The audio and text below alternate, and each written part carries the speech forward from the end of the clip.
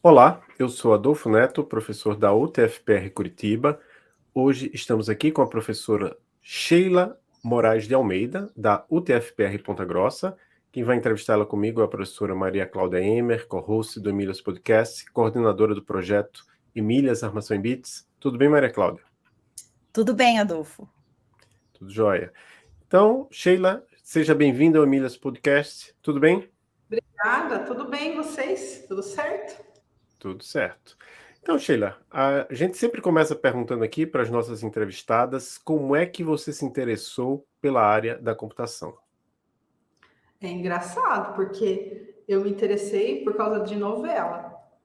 Eu estava assistindo uma novela que se chamava Fera Ferida, na Globo, e lá tinha uma menina que era a pobrezinha da novela, a coitadinha, que tinha tido algum problema com a família e ela resolveu virar computeira, invadir sites e ter um monte de questões hackers dentro das indústrias. E aí eu achei aquilo demais. Ela ficava num computador de tela preta com aquelas letrinhas verdes assim, digitando um monte. Eu achava aquilo muito legal. Aí eu falei, eu quero ser igual essa menina. Nunca tinha visto um computador, não fazia ideia de como era, não sabia como é que funcionava, nada. Decidi que queria fazer processamento de dados por causa da novela, foi assim. Legal. E diga para nós como foi a sua formação na área. Então, fui fazer processamento de dados. Entrei lá e não sabia mexer no computador, nada, não sabia nada. Eu lembro bem que ele falou assim, olha, o professor, primeira aula no laboratório, falou assim, eram uns 386, e aí tinha aqueles disquetes de 5 um quarto, né? Aquele mais grandinho assim. E aí ele falou assim, olha, vocês coloquem o disquete aí no drive, e para tirar sarro, ele falou para a gente assim, cuidado, viu? Se vocês colocarem do lado errado, vai explodir. E eu não conseguia nem colocar o meu disquete, de tanto que a minha mão tremia. Ela tremia assim. Ai, meu Deus, e se eu colocar errado? Vai explodir o computador. E aí isso foi o começo da minha formação como técnica em processamento de dados, num colégio lá de Americana. Aí depois eu fui fazer ciência da computação lá na Unicamp.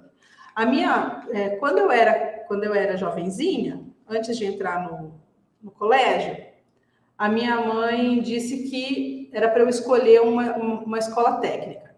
Ela falou assim, olha, a gente não tem dinheiro para você fazer faculdade. Nem se cogitou assim, a possibilidade de eu fazer uma escola pública, né? Então ela falou assim, a gente não tem dinheiro para você fazer faculdade, é muito caro, então você não vai fazer faculdade. Então escolha uma escola técnica para você ter uma profissão. É importante você ter uma profissão, escolha uma escola técnica. Aí eu falei, eu quero fazer computação, porque eu estava vendo a novela, eu achava muito legal, eu queria fazer computação. Aí ela falou, então tá bom. Aqui na cidade tem uma escola pública, isso sim ela pensou em escola pública, né? Uma escola pública de ensino técnico, do nível médio, que tem um curso de processamento de dados. Então você vai estudar para entrar lá. E aí eu estudei, mas não consegui passar por uma vaga de processamento de dados. Eu passei por uma vaga do curso de secretariado, que era a minha segunda opção. E eu fiquei muito, muito triste, porque eu queria fazer processamento de dados, mas ela falou que não tinha dinheiro. Então eu fui procurar na cidade uma escola privada que tivesse bolsas para eu poder fazer processamento de dados. Aí consegui essa escola, que era um valor de mensalidade muito, muito pequeno.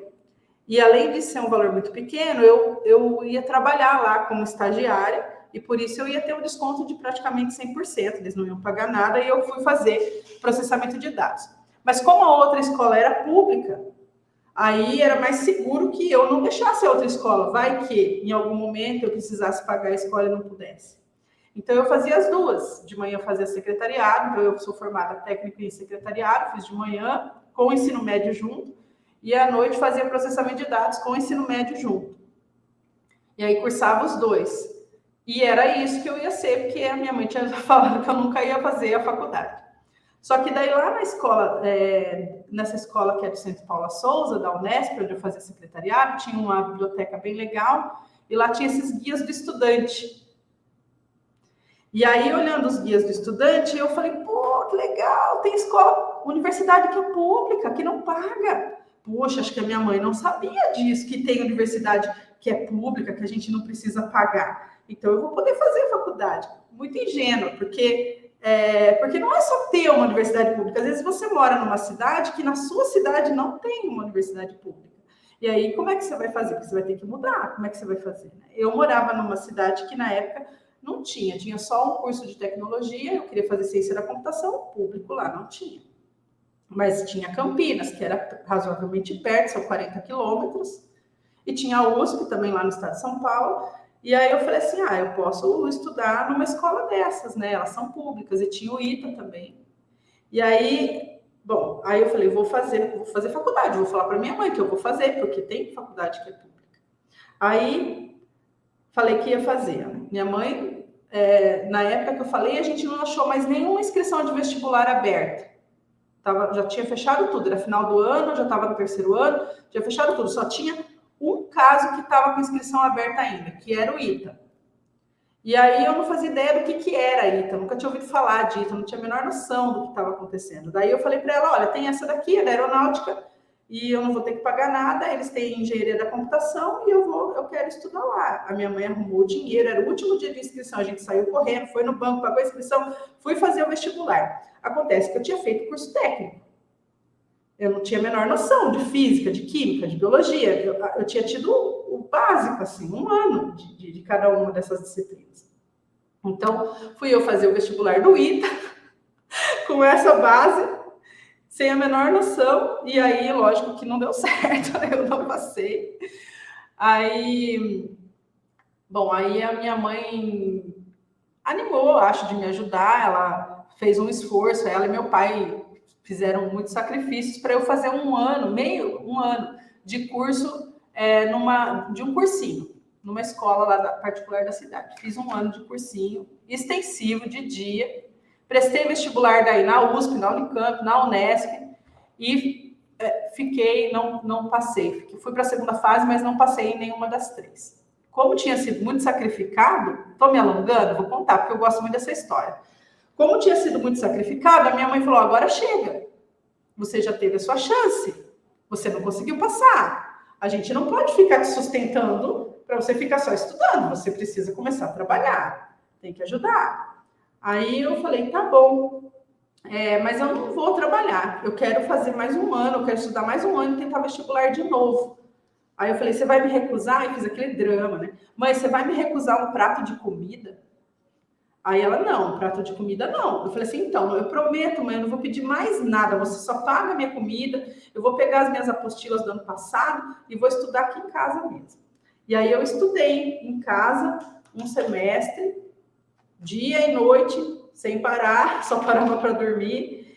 E aí no outro semestre eu consegui uma bolsa de novo na mesma escola que eu tinha feito cursinho, integral, para fazer noturno, com 100% de desconto, sem pagar nada. E aí fui lá fazer esse segundo semestre de cursinho e passei. Passei na Unicamp e na Unesp. Cheguei em casa, eu passei de segunda chamada. Então, segunda chamada não, era a primeira lista de espera. Então foi assim, eu saí de casa sem certeza que eu tinha passado. E fui lá confirmar interesse por vaga. E lá eu confirmei interesse, só que era assim, espera aí, daqui 2 horas sai o resultado. Saiu o resultado, eu tinha passado e já me pintaram toda, de azul e preto. Voltei para casa toda pintada. E aí eu percebi que, apesar da minha mãe não ter estimulado, porque ela sentia que não tinha condições de pagar, ela ficou muito contente na hora que eu passei. Então, ela deu pulos enormes de alegria na hora que ela viu que eu tinha passado e que eu ia fazer uma faculdade. Daí foi assim, entrei na Unicamp, fiz ciência da computação na Unicamp, graduação em ciência da computação, mestrado em ciência da computação, doutorado em ciência da computação, e aí, parei aí. Então, foi essa a minha formação. No doutorado e no mestrado estudei teoria da computação, né, mais especificamente teoria dos grafos, que é a área onde eu atuo hoje. Bem interessante. Assim como eu, você fez ciência da computação, graduação, mestrado e doutorado. A diferença é que eu fiz em 3 lugares diferentes. Mas... Eu acho bom, né? Muito enriquecedor fazer em lugares diferentes. Né? Mas na verdade foi por falta de escolha, né? Quando eu fiz graduação na Federal de Alagoas, então não tinha mestrado na época. Hoje tem Entendi. mestrado, acho que até doutorado, não tenho certeza. Não, acho que doutorado ainda não tem, não. Pelo menos não em ciência da computação. Aí só tinha em Recife. E aí, em Recife era 200 e tantos quilômetros, né? Aí tive que morar em Recife. Depois, eu podia ter feito doutorado também em Recife, mas acabei fazendo doutorado na USP. Mas aí você falou essa questão da teoria da computação, então você trabalha com teoria dos grafos, né? Você recentemente ministrou uma palestra muito boa chamada Problema da Coloração de Arestas, um problema de $1 milhão e avanços dos últimos 40 anos. Então é uma palestra longa lá, eu acho que tem 1 hora e meia, talvez, né? Mais Isso. as perguntas. Então, tá lá, eu vou deixar o link, tá lá no canal do Fórum de Pós-Graduação em Computação no Paraná, né? Foi uma palestra dos Seminários Integrados, então, obviamente, a gente não vai pedir para você repetir tudo e vai recomendar que todo mundo assista a palestra lá. Acho que você deu até uma nova versão dessa palestra em outro canal recentemente, né? Dentro da UTFPR, mas aí já considerando um público que não era necessariamente de computação, né? Tentei dar uma amenizada nos conceitos, né? Ah, interessante. Mas a pergunta que a gente vai fazer aqui é mais simples, porque eu vivo falando aqui para os meus alunos aqui da UTFPR de primeiro ano, olha, porque eu dou aula de lógica, então eu falo de árvore. A árvore é um tipo de grafo, o grafo é uma coisa muito importante na computação.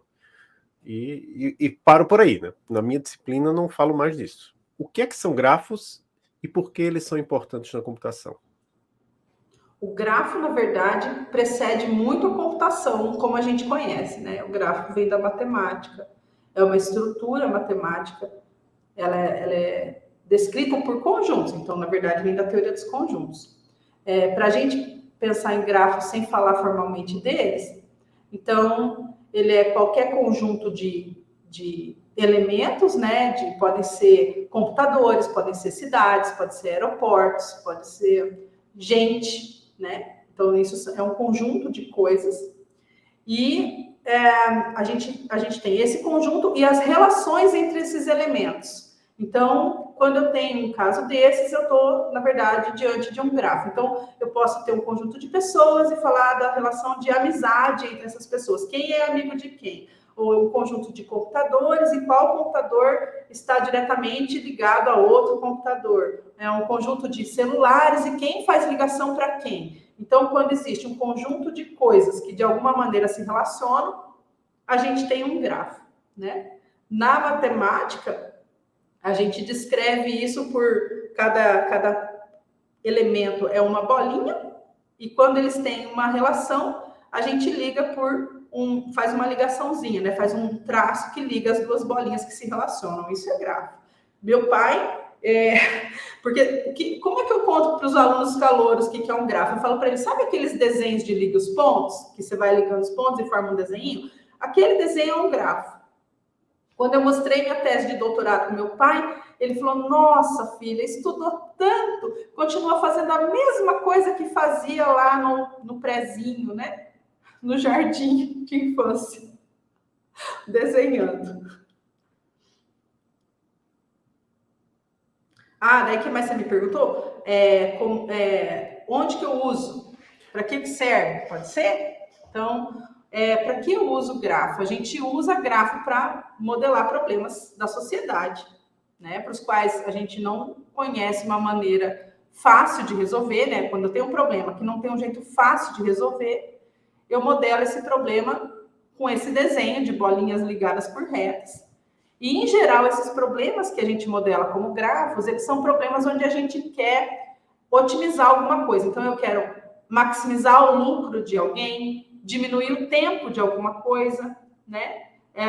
Minimizar o número de funcionários que eu preciso para executar uma tarefa, diminuir o tempo que eu preciso para fazer os trabalhos da escola, ou distribuir professores para dar aula nas escolas. Então, para essas tarefas é que a gente usa grafos. O que a gente quer é fazer com que as tarefas sejam feitas com o menor esforço possível, né? Com o melhor resultado e o menor esforço possível. Eu tenho uma curiosidade. Você conhece um evento chamado Advent of Code? Não conheço.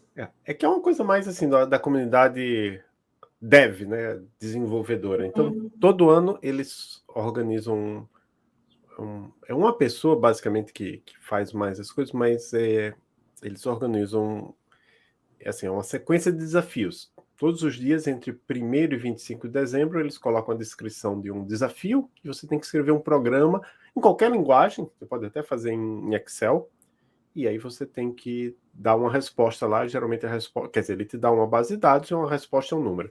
É, mais ou menos como problema de maratona de programação. E aí o que é interessante é que de vez em quando tem algum problema assim que é bem difícil. Aí a pessoa, não, esse aqui é um problema que se resolve com o algoritmo X de grafos, né? Então, em primeiro lugar, isso mostra assim que há um reconhecimento dessas pessoas que organizam aí, ó, opa, se você souber esses algoritmos de grafos, isso pode ser útil na sua carreira. Mas a pergunta que eu queria fazer por exemplo, se você for falar de redes sociais, tem grafos lá, né? E uma série de outras empresas. As pessoas que trabalham nessas empresas, em geral, elas conhecem, tem todos esses algoritmos de gráfico, conhecem pelo nome, ou elas simplesmente vão lá, implementam e você sabe disso ou você não tem nem ideia do que isso acontece? Então, Como isso acontece? o meu marido tem uma empresa de aplicações para a internet, então ele às vezes desenvolve algumas coisas, ele é físico e ele é entusiasta da teoria da computação, então ele gosta de conhecer, ele sabe, mas ele convive com muita gente, outros desenvolvedores, e muitas vezes eles não sabem, não têm a menor ideia. Na verdade, às vezes a coisa é mais grave, né? Porque a gente usa grafos para tentar fazer com que o computador responda rápido, porque com grafos a gente consegue encontrar maneiras eficientes de responder para esses problemas, né? Então, o mais grave é que muitas vezes dentro das empresas eles não têm nem essa preocupação de que precisa responder rápido.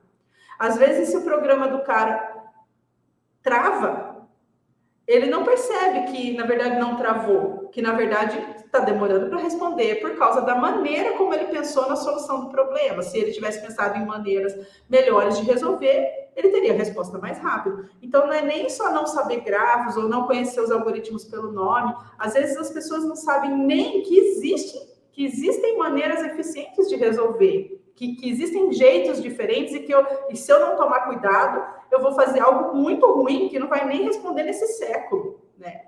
Eu vejo isso não só nas histórias que meu marido conta, mas nas histórias que os meus alunos contam, porque muitas vezes os nossos próprios alunos, principalmente os que entram depois para fazer mestrado, eles já vêm do mercado, já trazem, já têm uma certa experiência de mercado, e aí às vezes eles mesmos chegam e falam assim, poxa vida, eu nem sabia que existia isso. Eu não sabia que eu tinha que me preocupar com o desempenho do algoritmo, com a qualidade da solução que eu estou imaginando.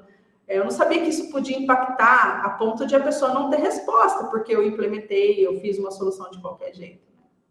Então, eu acho que na maioria das vezes eles não só não sabem o nome do algoritmo, como eles não sabem nem que existe isso, né? Essa coisa de soluções conhecidas e rápidas para problemas da sociedade.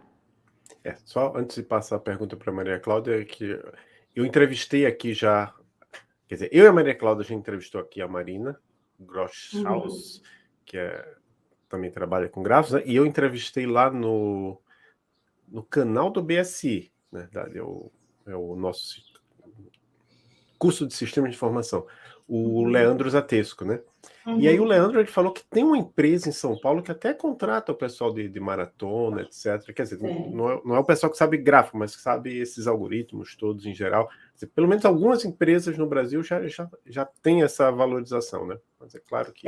se você pensar em empresas de TI famosas, né? Essas que são o sonho de todo mundo que faz computação, com certeza, né? O pessoal até brinca que para entrar no Google você tem que saber qual é o melhor algoritmo de ordenação. Tem até uma entrevista que eles fizeram com o Barack Obama, né? Já que o senhor está se candidatando, é porque ele estava se candidatando à presidência dos Estados Unidos na época, né? Tem esse vídeo, é muito legal, tem na internet. O senhor está se candidatando, então o senhor sabe nos dizer, né? Nós sempre perguntamos para os nossos candidatos se eles sabem qual é o melhor algoritmo de ordenação. E é óbvio que foi combinado com o Obama, então ele responde assim, bom, com certeza não é, acho que ele fala o insertion sort, ou o bubble sort, com certeza não é o bubble sort, ele fala. né? Como quem sabe de computação. Então, se você... lá na Unicamp, na época que eu estava lá, a gente ia naqueles estandes, chamava Computação e Mercado, o evento. Então, lá no Computação e Mercado, então, iam muitas empresas da área de computação e os alunos iam e elas ficavam dispostas a receber currículos, fazer entrevistas, fazer processos seletivos para já pegar esses alunos antes mesmo deles se formarem, né? E aí eu lembro que em várias dessas empresas mais famosas, né, como é o caso do Google, por exemplo, e de outras empresas grandes que a gente tem de computação, né, se a gente pensar em Facebook, essas empresas, eles perguntam coisas sobre a eficiência desses algoritmos. Então, eles vão perguntar sobre a eficiência dos algoritmos de ordenação, da busca, os melhores métodos de busca, vão falar sobre árvores. Então, nesses casos, né, sim, eles conhecem. Se você tem um sonho de ir para uma empresa dessas, é bom saber. Verdade, eu acho que se você pretende, né, entrar numa empresa dessa, é bom que você tenha mais atenção, né, nessas disciplinas também.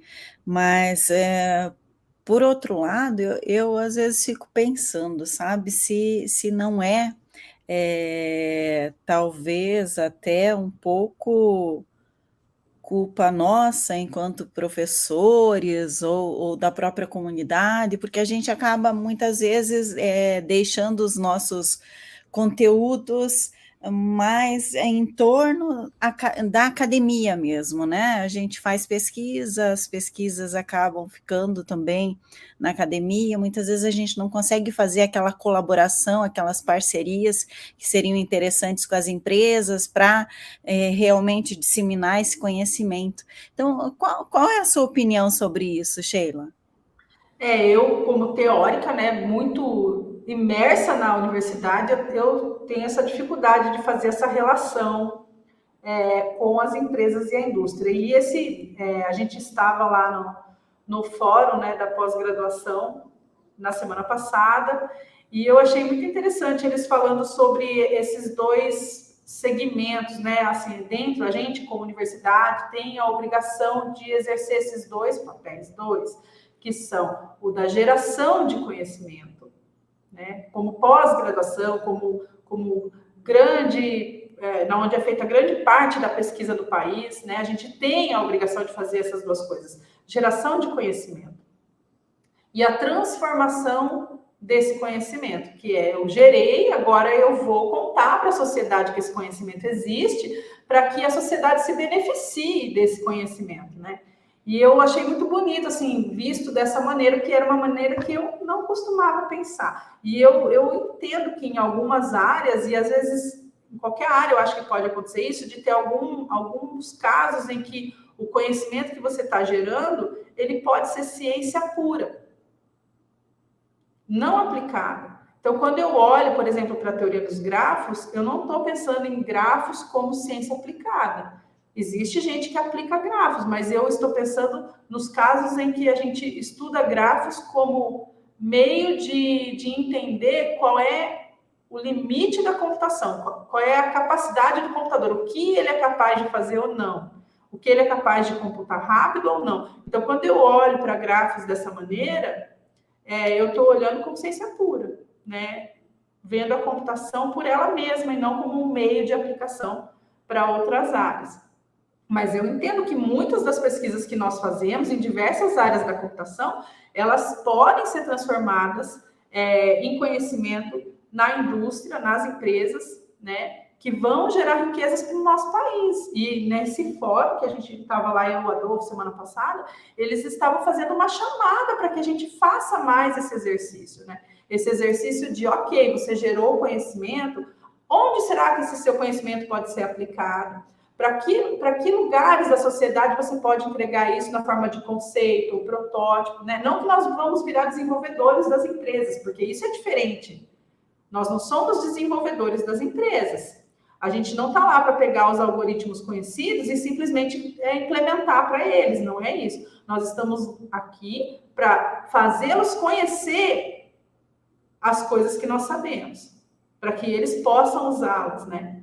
A gente está aqui como meio de transformação. Então, como nós somos quem leva o conhecimento a eles para que esse conhecimento possa ser implementado, né?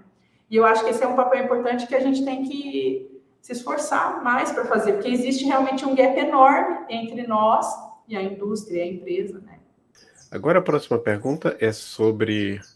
Eu não sei, Maria, você pergunta... você não fez a pergunta ainda dos desafios? Não, então, Joia, pode perguntar. Então, mudando um pouco agora de assunto, né? Você também está na gestão na universidade. E a gente sabe das dificuldades que é estar na gestão e continuar, né? Fazendo pesquisa, também no ensino, então você está ministrando as disciplinas, está orientando, né? E muitas vezes também pode estar ali na extensão. Então, você tem uma carga de trabalho bem alta, né? E a gente sabe como é isso. E muitas vezes as pessoas da comunidade, né, externa, a acadêmica, não tem a real noção, vamos dizer assim, do que um docente faz na universidade, né? Então, acho que é bem importante que a gente fale um pouco a respeito disso também, que é um outro papel que os docentes acabam tendo, né, que exercer, né? São atribuídas muitas vezes funções para esses docentes que não são somente estar em sala de aula, né? Como dizem, somente, né? Mas na verdade estar em sala de aula não é pouco, né? Mas assim, então eu e o Adolfo, nós queríamos que você falasse um pouco a respeito dos desafios, né? No caso, você está na gestão coordenando um programa de mestrado em ciência da computação no interior do Paraná. Então, quais são os desafios de estar nessa posição, exercendo essa função? Eu vou voltar um pouco antes até da coordenação em si, para comentar um pouco sobre o que você falou, porque é uma coisa que independe se você está coordenando um curso ou não, a nossa carga, quando nós nos propomos a fazer o nosso trabalho direito, a nossa carga de trabalho, o volume de trabalho que nós temos é muito grande, completamente desgastante, assim, surreal, não é? Eu acho, porque assim, eu entendo que os professores da educação básica, do ensino médio, eles também tenham uma carga muito grande quando a gente fala só em sala de aula, né? Porque a sala de aula não é só a sala de aula. A sala de aula envolve você planejar as aulas que vão ser dadas, você ministrar essas aulas, você organizar seu tempo para conseguir cumprir toda esse conteúdo que é proposto para os alunos, né? E aí, então você vai ter que preparar material para dar essas aulas, você vai ter que preparar as listas de exercício. Para preparar uma aula, demora muito tempo, é muito mais tempo do que a aula em si. Então, assim, se eu tenho que dar uma aula de 4 horas, pode pôr aí que eu vou gastar pelo menos 12, porque a gente vai fazer os slides, vai fazer as figurinhas, vai pensar nos exemplos, vai fazer... Não é? É muito tempo. Aí a gente tem que fazer as listas de exercício, depois a gente tem que pensar em como vão ser as avaliações, quando elas vão acontecer, corrigir essas provas. Se você é um professor que dá aula para turmas grandes, aqui eu chamo de grande porque aqui é 45, 50, às vezes 60 alunos, então depois você vai corrigir as provas desses 60 alunos, né? Então, e você não pode dar uma prova só. Você não pode, porque isso não é legal, de acordo com a Lei de Diretrizes e Bases da Educação. Você tem que dar mais de uma avaliação, fornecer maneiras de recuperação de desempenho para esses alunos. Ele foi mal, o que você vai fazer para que ele, de fato, aprenda e possa se recuperar na sua avaliação? Então, só isso já consome de nós muito mais do que a carga horária que nós estamos, de fato, em sala de aula. Na verdade, eu acho que a maior parte do trabalho é fora da sala de aula do que dentro da sala de aula, né? É fora da sala de aula. Então, aí tem essa parte da educação em si, né?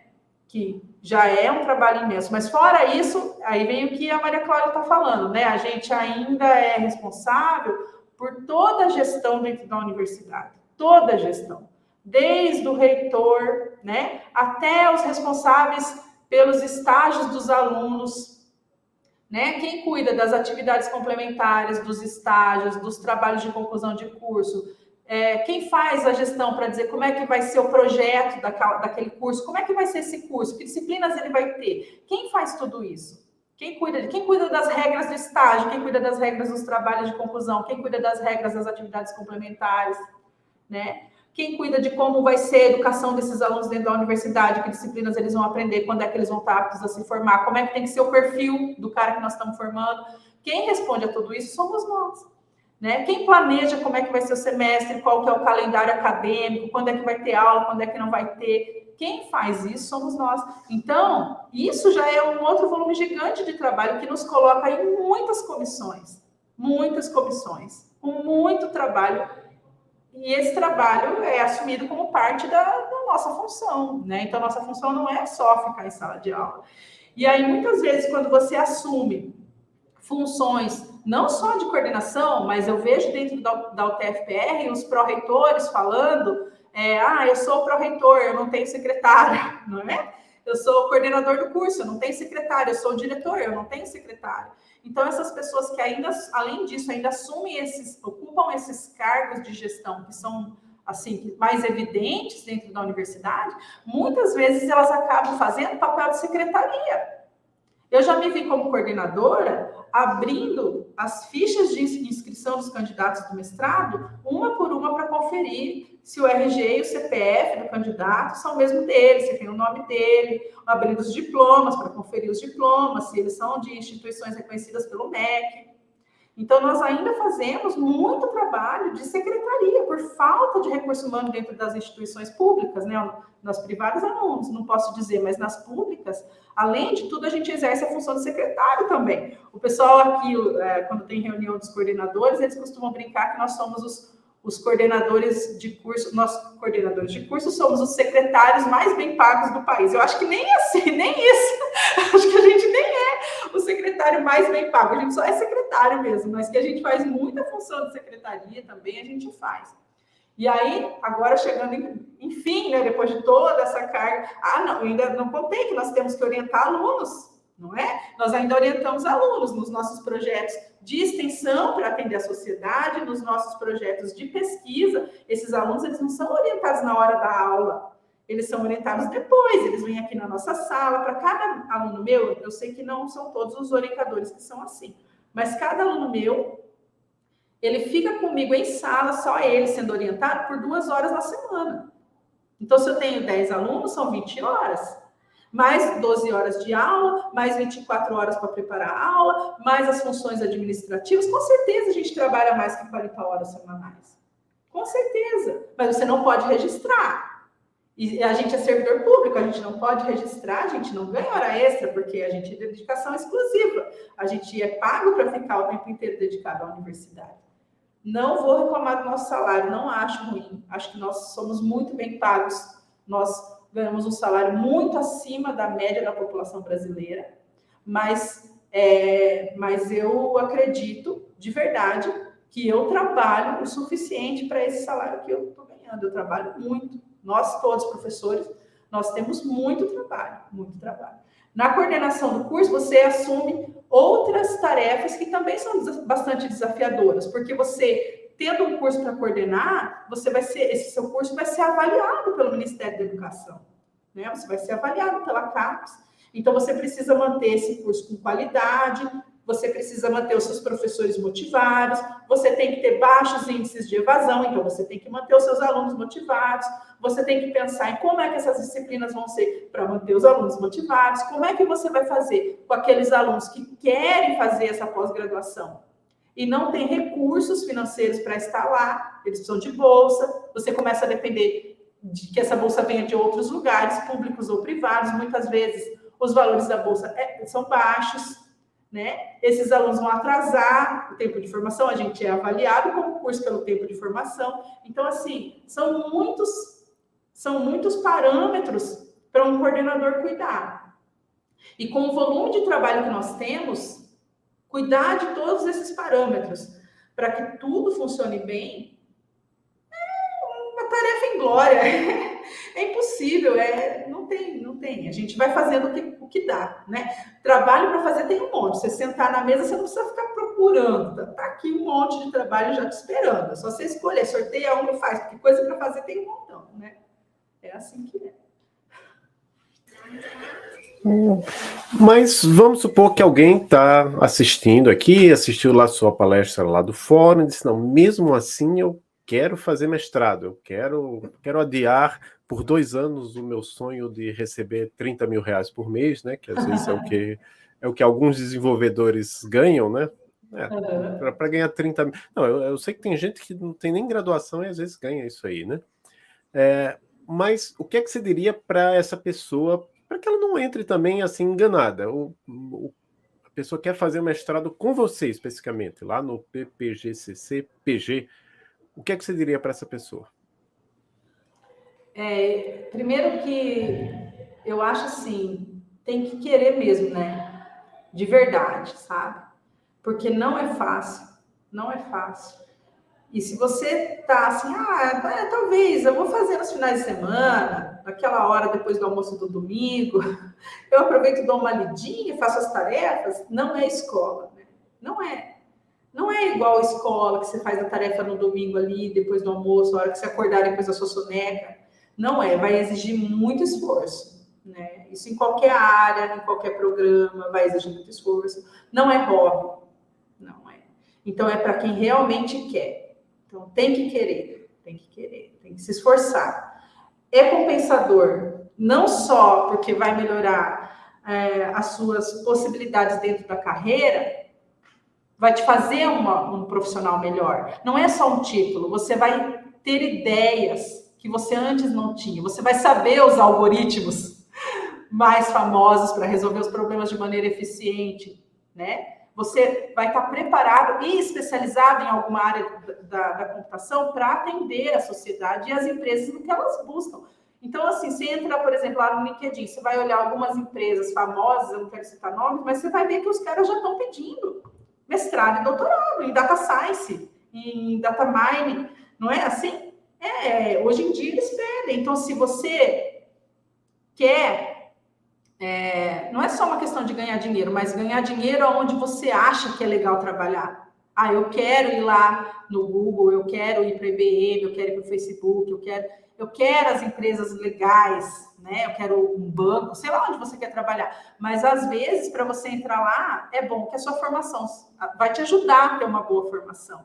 E a pós-graduação, ela é um momento em que a gente aprimora o recurso humano que a gente recebe. Então, o que é a pós-graduação? Eu receber um recurso humano e fazer com que daqui 2 ou 4 anos ele saia de lá melhor do que ele entrou. Então, a gente está fazendo um profissional melhor, seja ele para a empresa ou para a universidade. Para a sociedade em geral, a gente está fazendo um profissional melhor. Ele tem que querer, porque isso não é fácil, vai exigir dele muito empenho, principalmente hoje, porque as pessoas não vão adiar o sonho delas de receber 30 mil reais. Elas querem fazer isso recebendo 30 mil reais, então elas vão ter que fazer isso que hora? Elas vão ter que fazer isso de noite, elas vão ter que fazer isso no final de semana, elas vão ter que pedir para o chefe uma sexta-feirazinha, porque ela precisa fazer uma coisa que não teve de outro jeito, uma prova, não é? E aí, os meus alunos falam, eles falam, professora, que hora nós vamos, os de mestrado, que hora nós vamos fazer essas tarefas? Porque eu trabalho o dia inteiro, que hora nós vamos fazer? E aí eles falam que tem aquela piadinha, né? O que você faz da meia-noite às 6? Isso não é uma brincadeira. Realmente, não vai ser toda noite, mas algumas noites. Durante a minha pós-graduação, eu tive que virar. Né? Todo mundo tem que virar. Faz parte da história. Depois você usa isso para contar como você é mártir, né? Como você sofreu para conseguir o seu título, né? Então, a primeira coisa a dizer é que não é fácil, que exige realmente muito esforço, que a gente, dentro da universidade hoje, já sabe que vocês vão trabalhar. Não tem jeito, vocês vão estar trabalhando. O cenário atual não permite mais que a gente sonhe em ter um aluno ganhando bolsa dentro da universidade o tempo inteiro. A gente tem alunos dentro da universidade o tempo inteiro? Tem, mas são caras apaixonados pela ciência, que abdicaram da riqueza para viver, né, uma vida de sacrifícios por amor à pesquisa científica. Né? gente tem, mas a maioria vai querer trabalhar, vai fazer no final de semana, vai fazer à noite e vai ser difícil, mas eles querem muito e vão fazer. Se alguém com esse perfil de que quero muito fazer uma pós-graduação, tiver interessado em fazer comigo, eu estou de braços abertos, esperando você. Me mande um e-mail, sheila.almeida@gmail.com, pode ser. Ou o e-mail da universidade, eu trabalho na Universidade Tecnológica Federal do Paraná, você procura pelo meu nome, você vai me achar, com certeza. Me manda um e-mail, professora, recebi esse semestre, sim. Professora, vou fazer mestrado e você vai ser a minha orientadora. Assim, fui só comunicada, achei o máximo a iniciativa do menino. Eu vou fazer e você vai ser a minha orientadora. Então, estou de portas abertas, tenho milhões de problemas super desafiadores, que estão abertos há mais de um século, que valem $1 milhão, todos esperando por você. É só querer bastante. Certo. Agora a gente vai entrar no outro bloco de perguntas sobre mulheres e mulheres na computação. E a primeira pergunta é se você enfrentou dificuldades na escola, na universidade, no trabalho, por ser mulher, que você tenha identificado, ou que você acha que era por ser mulher. Antes da universidade, com certeza, nem pensava nisso. Mesmo fazendo processamento de dados, eram turmas bastante mistas, eu nunca observei. Na universidade, pelos meus colegas de classe, não. Talvez eu tenha percebido uma diferença, porque como eu era menina, eu era extremamente paparicada. Eles queriam carregar meu material, eles traziam salgado para mim, refrigerante, eles me levavam em casa depois que a gente saía da universidade, porque eles não queriam que eu andasse sozinha, porque eu era menina. Muito cavalheiros os meninos da minha turma. Então, eu sempre fui muito paparicada por ser menina. Eu nunca senti deles nenhum tipo de preconceito. Com os professores, os da computação, eu nunca tive também nenhum tipo de problema. Sempre achei que eles foram muito respeitosos, os da computação. Eu tive um professor, que eu não vou dizer nomes, mas era um professor de estatística, que era muito machista. Muito. Ele fazia piadas machistas em sala de aula. Eu tinha vontade de voar na garganta dele, porque eu nunca fui o tipo de pessoa que se sente oprimida. Eu sempre reagi muito bem. Aí, quando eu entrei na universidade, uma das vezes que nós fizemos aqui uma semana acadêmica, teve uma palestra sobre mulheres na computação. E nessa palestra teve vários relatos feitos pelas minhas colegas professoras e pelas minhas alunas sobre como elas se sentiam, às vezes, humilhadas por pessoas de dentro do meu departamento. E eu fiquei assim, como pode? Eu nunca vi isso, eu nunca percebi isso. E aí eu comecei a me perguntar por que eu nunca percebi isso, se elas diziam que estavam passando por isso, né? Até então, até esse momento, eu achava um absurdo esse negócio tô falando assim, bem honestamente para vocês, eu achava um absurdo essa história da gente ficar querendo fazer campanha pelas mulheres na computação. Eu lembro bem que quando eu era aluna de graduação, aconteceu de ter uma votação de qual seria a próxima Barbie que ia ser fabricada pela Estrela, não sei. Qual é a próxima Barbie? Eles queriam que a gente votasse em massa para que fosse a Barbie da computação, porque eles achavam que isso podia estimular meninas na computação. E eu achava muita balela, eu ficava pensando assim, mas eu nunca vi uma campanha para ter mais homens na pedagogia, nem para ter mais homens na engenharia de alimentos, nem para ter mais homens na psicologia. Eu acho que cada um escolhe o que quer, todo mundo escolhe o que quer. É um fato, assim, que aconteceu, coincidência. Sei lá por que tem pouca gente que é menina e gosta de computação, não sei, vai ver. Foi as brincadeiras que elas faziam quando elas eram crianças, que tinham menos computador, não sei, foi o acaso, era isso que eu imaginava.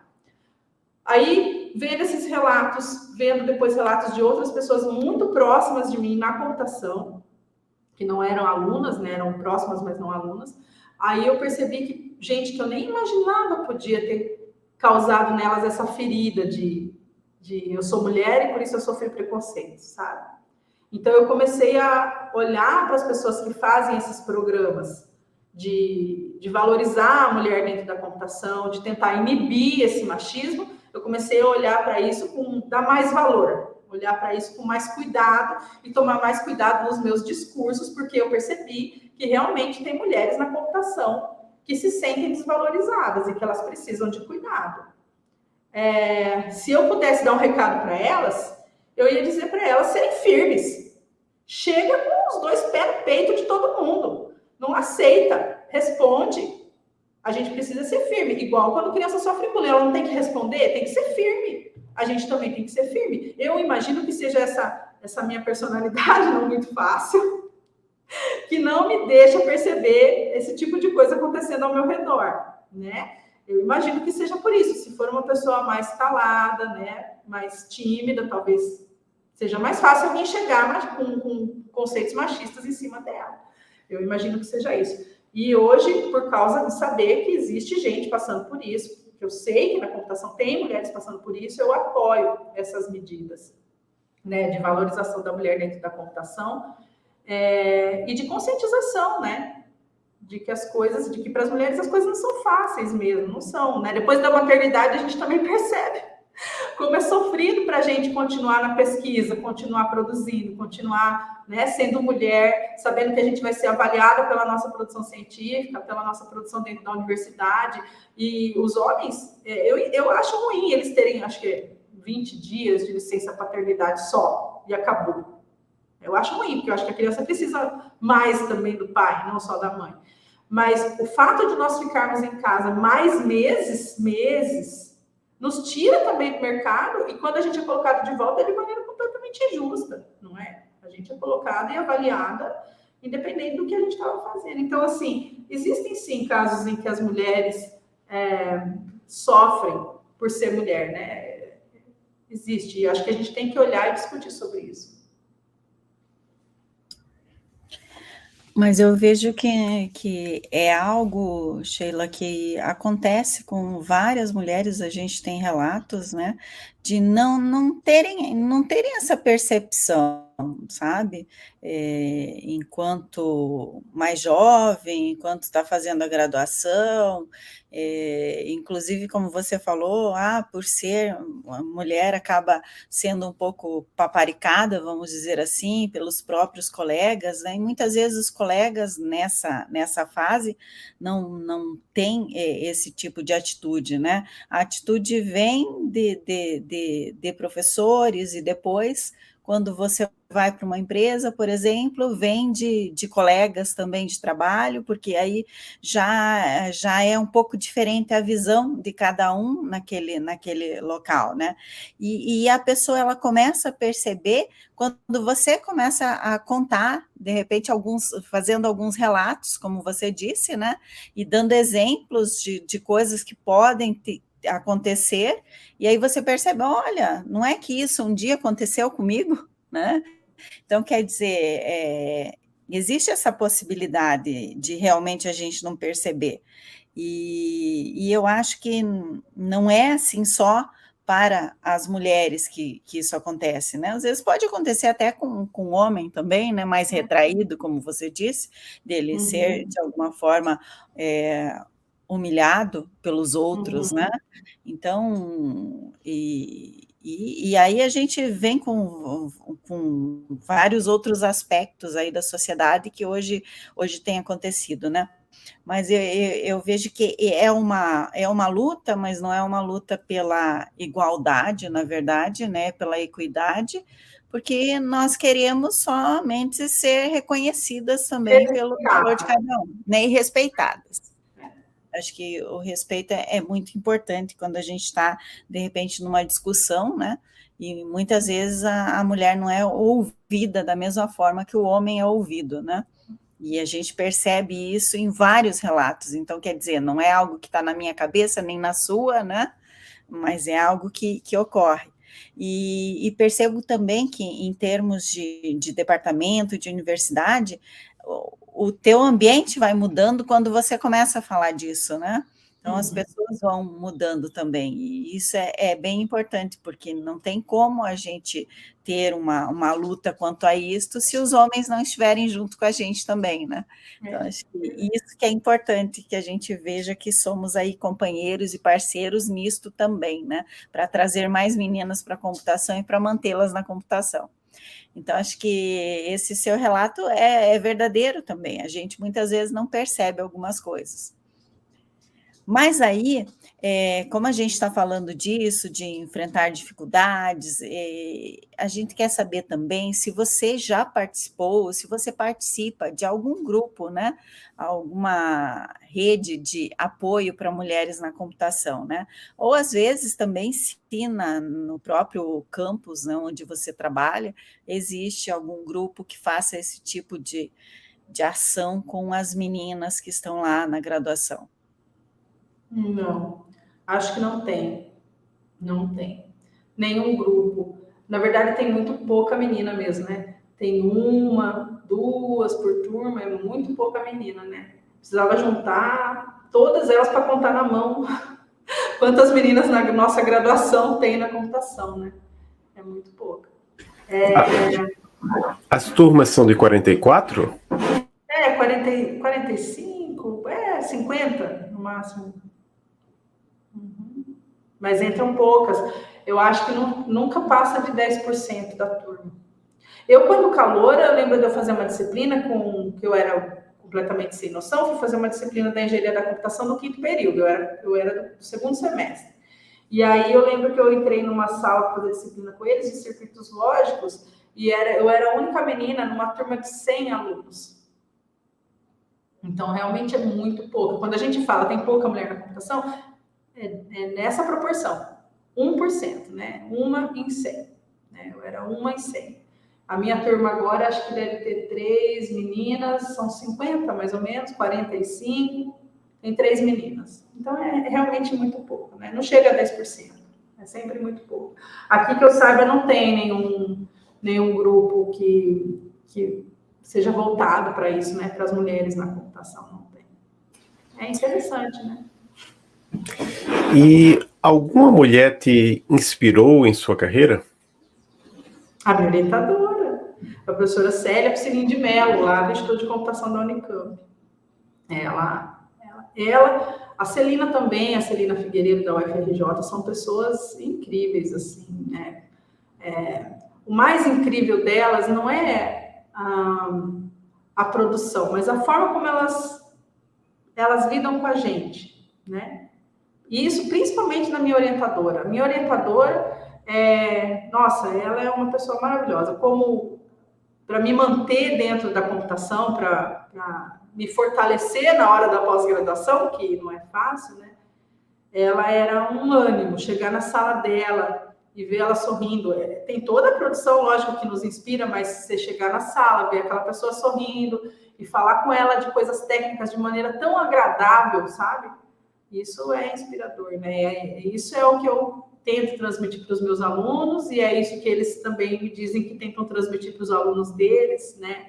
Essa coisa de que o orientador, ele é seu coautor, né? Ele vai trabalhar junto com você, ele não vai te passar uma tarefa e falar quando você tiver um qualis, volta aqui para me entregar, né? Um artigo científico muito qualificado, você volta aqui. Não, ele vai fazer com você, ele vai sentar com você nas reuniões, ele vai discutir com você, ele vai dizer o que é melhor você ler, ele vai ouvir o que você fez e quais as ideias que você teve. É incrível, né? Eu acho que isso é o mais importante, assim, que eu trago de inspiração, essa forma de lidar com o recurso humano que está na minha mão, né? Com os alunos que eu tenho. Né? Inspirador mesmo. E você já falou um pouco aí do que você diria para essas mulheres, né, que se sentem de alguma forma um pouco humilhadas, entre aspas, né? Reprimidas, né? Reprimidas. Mas e o que você diria para mulheres que estejam pensando em seguir essa carreira? Da computação? Na área da computação. Ai, é super lindo. Nossa, vem aqui que eu vou te mostrar como é lindo. É muito bonito. A computação é muito bonita. Eu acho bonito tem o pessoal que está afim da grana, né? Que atualmente é uma área que dá muito dinheiro. Tem essa parte também, né? Olha, vai dar muito dinheiro. Mas, assim, tem coisas muito bonitas sobre a nossa capacidade de resolver problemas, sabe? A nossa capacidade de olhar para o problema, generalizar aquilo, pensar em diferentes problemas que se encaixam na mesma situação e como é que eles podem ser tratados. Eu acho que não só para as mulheres, né? No geral, para nós, na computação, a gente aprende a olhar para os problemas de uma maneira muito conveniente, sabe? Que nos permite achar soluções de maneira mais fácil. A gente existe para resolver problemas. Para resolver problemas não só da computação, a gente existe para resolver problema de todo mundo. A gente existe para resolver problema do médico, do geógrafo, não é? Da televisão, né? Da comunicação, das letras, de todos os lugares. A gente, se você está em dúvida entre diversas áreas, vem para a computação, porque aqui a gente vai resolver problema da biologia, da odontologia, da medicina, da geografia, da geologia, da aeronáutica, das engenharias. A gente vai resolver problema de todo mundo, até das letras. Você pode vir fazer programas para o processamento da língua portuguesa. Então, assim, você está em dúvida? Vem para a computação que a gente vai ter coisas da área que você quiser para trabalhar. No fórum, eles falaram que no fórum da pós-graduação em computação, que foi a semana passada, eles falaram que, tirando a área multidisciplinar, que publica em todas as áreas do conhecimento, a computação é a que publica em mais áreas do conhecimento. Nós, das 49 áreas do conhecimento, nós publicamos em 47. As únicas duas onde a gente ainda não publica, porque eles já estão providenciando isso, a gente ainda não publica em religião, e a outra área, o Avelino ficou em dúvida sobre ser ciências sociais ou antropologia. Mas, tirando isso, em todas as outras áreas nós já estamos publicando, porque, de fato, nós fazemos interseção com todas essas áreas, porque nós tentamos resolver problemas para todas essas áreas. Primeiro que resolver problema por si já é muito gratificante. Resolver um problema, olhar aquilo que você pensou como solução sendo implementado e usado por um montão de gente, já é extremamente gratificante. Ajuda a sociedade nos diversos campos de atuação da computação, que são quase todos, a gente está ajudando a sociedade. Fora isso, se você for como eu, que gosta desses desafios matemáticos, é lindo olhar para aqueles problemas da matemática que a gente não sabe resolver. Não sabe há um século, não sabe há 70 anos, não sabe há 80 anos. E procurar a solução para esses problemas eu acho muito motivante. Então, vem, está em dúvida, quer vir para a computação, vem que a gente está te esperando, Muito bom. Então, a gente está chegando ao fim do episódio, né? Quase no fim. Agora tem mais um bloco que na verdade, é uma pergunta sobre indicações. A gente sempre gosta de perguntar para os nossos entrevistados se tem algum livro, ou filme, ou série, ou podcast, ou quadrinho da área ou não, que você queira indicar para as nossas e nossos ouvintes. Isso daí é difícil, viu, Adolfo? Porque antes de eu ser mãe, eu até que li algumas coisas fora da área. Eu me atrevia a gastar algum tempo que eu tinha disponível fazendo alguma coisa que não era trabalhar. E eu sempre gostei muito de ler livros de história do Brasil. Eu gosto muito daqueles livros do Laurentino Gomes, sabe? 1808, 1889. Eu gosto muito desses livros de história do Brasil, porque eles contam a história do Brasil completamente diferente da história do Brasil que a gente aprendeu na escola. Então, eles tentam se basear em documentos para trazer essa história que a gente não conhece. Eu gosto muito de história do Brasil. Então, se eu for recomendar alguma coisa, vai ser os livros de história do Brasil, para você olhar e fazer, não acredito, como se fosse uma fofoca. Eu acho muito legal. Série, eu gostava muito de assistir, mas depois, então, essas coisas todas, né? Ler coisas que não são da área, assistir uma série, um filme, são coisas que são parte do meu passado antigo, já não acontecem mais, sabe? Pode ser para criança também. Eu gosto muito de história, então eu estou assistindo The Crown. Agora, eu estou achando bem legal ver a história da Rainha Elizabeth.